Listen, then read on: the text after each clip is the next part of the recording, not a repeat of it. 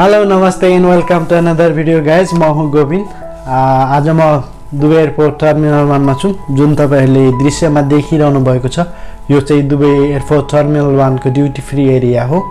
म चाहिँ आज यो दुबई एयरपोर्ट टर्मिनल 1 देखि माल्टाको लागि फ्लाइ हुँदै छु। यहाँदेखि म टर्किश एयरलाइन्स हुँदै इस्तानबुल जान्छु र इस्तानबुलबाट 2 घण्टा ट्रान्जिट पछि म माल्टा जाँदै छु र म तपाईहरुलाई सम्पूर्ण दृश्यहरू मैले टाइमले पाएसम्मको दृश्यहरू टर्किश एयरलाइन्सको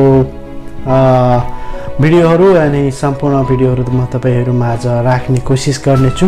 यो भिडियो अन्तिमसम्म हेरिदिनु होला। तपाईहरुलाई कस्तो लाग्छ सल्लाह सुझाव पनि दिन नबिर्सिनु होला भन्दै भिडियोतिर लाग्छु गाइस। Enjoy every moment.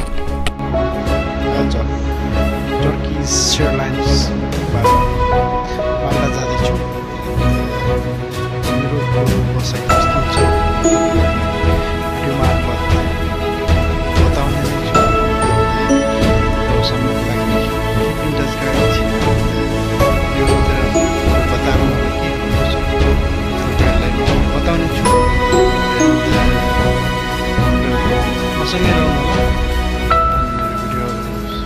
हेर्नु होला। तपाईलाई कस्तो लाग्छ सल्लाह सुझाव दिनु होला।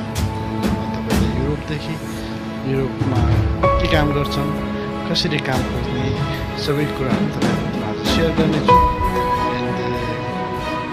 तपाईहरुले स्वागत मिल्नेछ भन्ने आशा छ। And thank you very much for watching guys. Enjoy this video.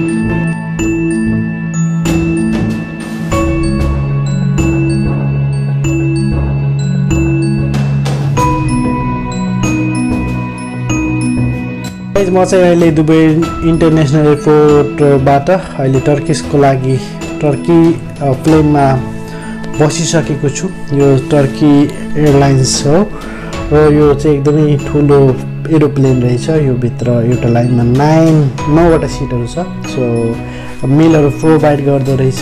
Travelling with Turkish Airlines I enjoy a lot and I would like to say thank you to Turkey Airlines. र टर्किश एयरलाइन्सको flight पछि म अहिले इस्तानबुल एयरपोर्टमा छु। जुन दृश्यमा तपाईहरुले देखिरहनु भएको छ यो चाहिँ इस्तानबुल एयरपोर्ट हो।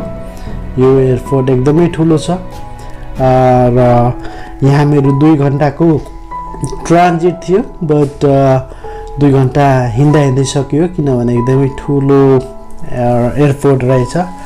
र मैले माल्टा देखि अब इस्तानबुल एयरपोर्टको धेरै कुरा गर्नु थियो बट तपाईहरुमा आज यसको बारेमा बढी भिडियोहरू गर्न सकेन किनभने समय इनफ भएन। सो माल्टा जानलाई म माल्टाको वेटिङ रुममा जाँदै छु। यदि तपाईहरु टर्किश एयरलाइन्सबाट आउँदै हुनुहुन्छ भने टर्की एयरपोर्टमा अलि चाँडो हिँड्ने गर्नु होला किनभने एकदमै ठुलो एयरपोर्ट छ र तपाईहरुले वेटिङ रुममा पुग्न टाइम पनि लाग्न सक्छ। मेरो पनि लास्ट कलमा म माल्टाको प्लेनसम्म पुगेको थिएँ टर्किश प्लेनसम्म। सो एकदमै रमाइलो यात्रा भयो। अब यो जुन दृश्यमा देखिरहनु भएको छ यो चाहिँ इस्तानबुल एयरपोर्ट हो। अहिले हामी टर्किश एयरलाइन्स हुँदै म इस्तानबुलको लागि इस्तानबुलबाट माल्टाको लागि फ्लाइ भइसकेको छु। टेक ओभर भइसकेको छु। See you in Malta guys and enjoy video.